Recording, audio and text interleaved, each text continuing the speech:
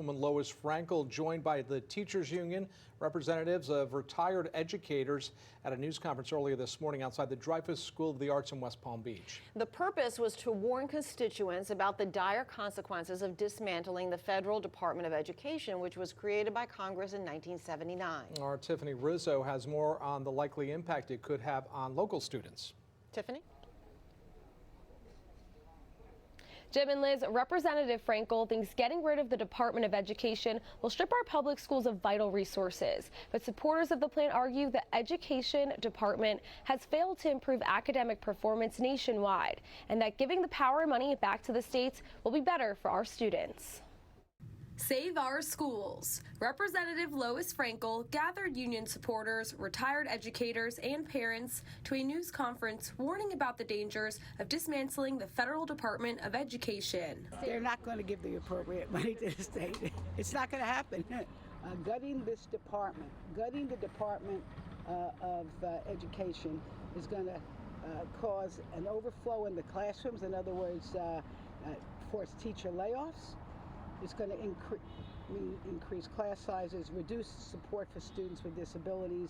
I don't know where they come up with their narratives. They look at things, worst case scenarios, without any facts to back up what they're saying. Right now, there's very little concrete information about how federal money will be distributed to individual states without the DOE, including substantial funding for low-income schools, special needs programs, and school breakfast and lunch programs. But eliminating massive administrative costs should mean there's more money to go around, not less, right? Would money saved by eliminating federal bureaucracy in D.C. mean more money to give to the states and local districts? Well, that's sort of a theoretical question, but I will tell you this. Here, there's going to be less money. There's not going to be more money because I see what Trump is doing. Richard Strenzi worked for the DOE for over 7 years as a contract administrator. He says he saw a lot of waste in his department, from overfunding contracts to highly compensated staff holding full-time second jobs in the private sector because there was no accountability at DOE. Maybe actual time spent on the job for the specific purpose you were hired may boil down to 2 or 3 hours a day. Double dipping.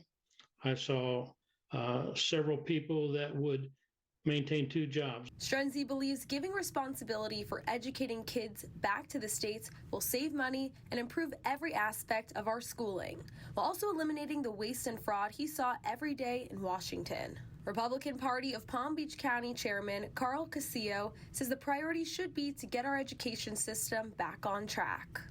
All you have to do is look at the statistics, and our reading levels and math levels have been consistently going down, despite all these standardized tests that we have and all the regulations that have been passed down from the DOE to all the states.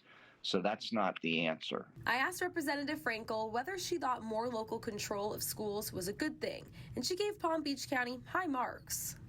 We have local control, and the state really is in charge of most of the funding. The school board, which incidentally does a very great job. We're very, very lucky here, or blessed, I should say, in Palm Beach County. Her concern, she said, is for kids in other places who aren't fortunate enough to live here. And President Trump's executive order has only directed the Department of Education to prepare to close. Actually doing away with a cabinet-level department requires an act of Congress. We're told Republican leaders on Capitol Hill is working to put that together right now. Reporting in the newsroom, Tiffany Rizzo, CBS 12 News.